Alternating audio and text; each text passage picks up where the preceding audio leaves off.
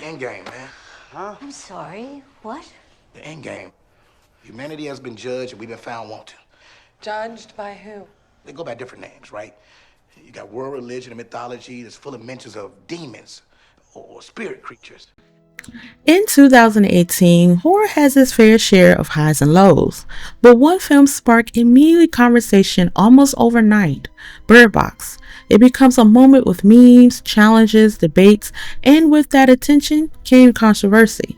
Critics and audience quickly became comparing it to A Quiet Place, another post-apocalyptic horror film released the same year. Many critics favor A Quiet Place, praising its technical restraint and theatrical experience. But revisiting Bird Box now, removed from the noise, expectations, and internet spectacle, reveals something far more introspective. Bird Box isn't trying to be a sensory gimmick. It's a psychological study of human behavior under invisible terror, and that's where its real strength lies. At its core, Bird Box is about perception and denial. The threat is never fully seen, never clearly explained. The creatures don't simply kill you, they compel you to look, to understand, to accept something the human mind is not built to process. This reframes the apocalypse as a psychological rather than physical. The danger isn't just outside, it's the human urge to know, to confirm reality, to see the truth no matter the cost. In that sense, Bird Box isn't about blindness, it's about restraint. Survival depends on bravery, but on resisting curiosity. Malorie, played by Sandra Bullock, is one of the most emotional, misunderstood protagonists in modern horror. At first glance, she appears cold, distant, even harsh, but that emotional detachment isn't cruelty, it's armor. Malorie survives because she refused sentimental. In a world where emotional vulnerability can get you killed, she suppresses it. Her guard behavior exists long before the apocalypse, and the film's subtitle links her fear of emotional attachment to her fear of loss. Malorie doesn't just struggle to protect her children physically, she struggles to name them. For example, she called the kids boy and girl to emotionally claim them, because naming something make it real, and real things can be taken away.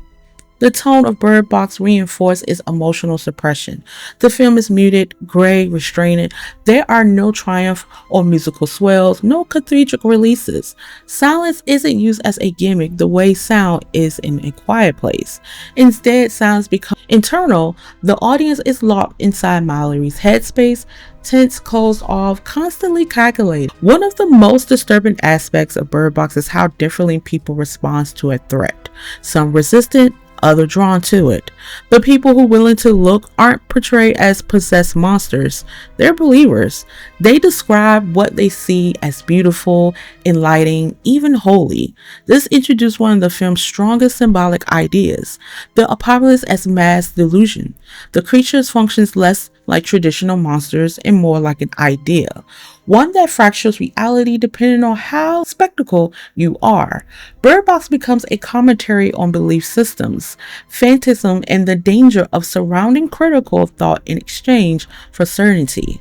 The monsters themselves are unsettling not because of what they are, but because of what they represent. They are never given a concert form, and the absence is intentional. They are symbols of perception, belief, and the danger of seeking meaning where there may be none. Looking at them doesn't cause fear, it causes persuasion. People don't die screaming, they die calmly, convincing that what they're seeing is necessary, comforting, and even loving.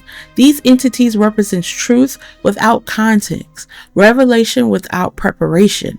This is why the blind characters are immune. In Bird Box, blindness isn't weakness, it's protection. The film flips a cultural assumption: sight does not equal knowledge, vision becomes vulnerability. Those who cannot see are not missing something, they are sparring something. Blindness symbolizes boundaries, the ability to say, I don't need to see everything to survive. The cult-like figures who force others to look aren't villains in the traditional sense. They're evangelists. Once they believe they've seen the truth, they feel compelled to impose it on others.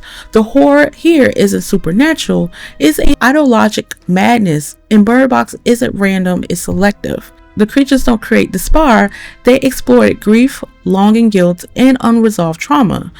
Even the environment reinforced the idea. Fog, wind, obstructed landscape dominating the film, the world itself resists being fully seen. Nature becomes a collaborator in survival, forcing characters to move slowly and deliberately. Survival in Bird Box isn't about dominance or strength, it's about restraint. And then there are the birds. Birds traditionally symbolize freedom, awareness, and warning. In the film, they function as living sensors, fragile indicators of danger. They don't understand the threat, but they feel it. Symbolically, the birds represents intuition, the quiet alarm system humans until it's too late. When the birds panic, it's not because they see the monsters, it's because something in the air feels wrong. Behind the scenes, Bird Box was adapted from Josh Malerman's novel, which leans even more heavily into internal monologue and psychological dread.